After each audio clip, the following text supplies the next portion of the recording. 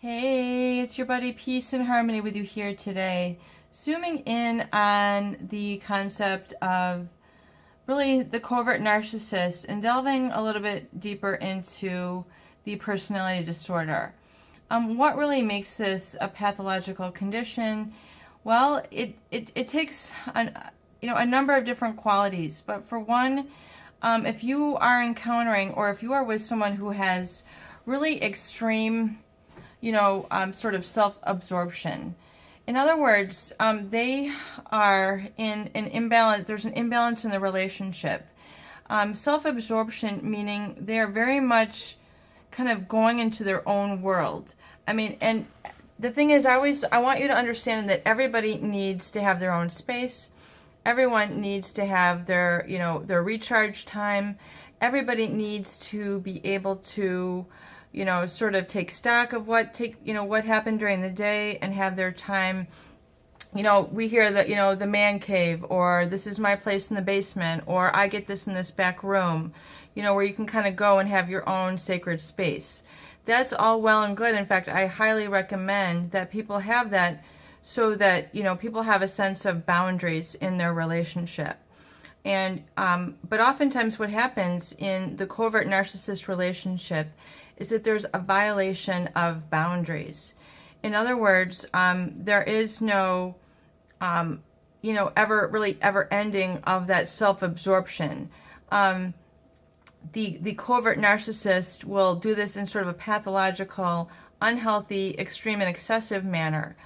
And so that it becomes really rather intrusive. Their silence is intrusive. Their lack of participation, it causes issues, and that it's disturbing to people. People aren't getting their needs met, or they're really not being respected, which is really the foundation, along with trust in a relationship. You have to have respect and you have to have trust. So self-absorption can take very many guises. And this can be, almost in essence like trying to hide. So when I think about the covert narcissist, I really think that they're almost trying to hide and they, from others, because they're not feeling capable, competent to really interact with others in a meaningful basis. So they utilize this control tactic as a way to basically get the most they can out of people so they can carry on with their life. And well, why is this not fair? Well, it's not fair if others are having to do a lot of the work, are going without, or who are having to take more responsibility for this covert narcissist than they should. And I'm going to go into a little bit more detail in other videos about how this manifests, specifically in sort of health, relationships. But, if you feel the covert narcissist is so, withdrawn that you have to take measures to really kind of like get them out of a funk, and it's more than a funk, it's just their personality, that, they're more than just a personality trait, then you have to really look at, whether you can accept them in the way that they are. And, but, definitely I would say clear the air with these types of people and just, let them know, advise them, where their inactivity is hurting, where their silence is hurting, where their lack of recognition is hurting.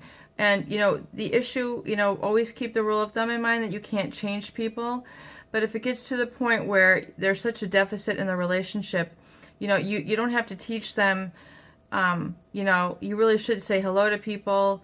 I mean, if we're talking with, grown adults, you shouldn't have to educate them on how to be. If you are, you're becoming too codependent and you're carrying too much in the relationship. So if that's the case and this person is not able to change, you have to either accept them the way that they are and fill up your life in other manners, or, you're going to have to look at making some sort of ultimatum and changes in the relationship so you can carry on with your life in a more fulfilled manner. Peace and harmony with you here today. I hope these videos help. Please share, please subscribe for more great tools, videos, discussions, and support.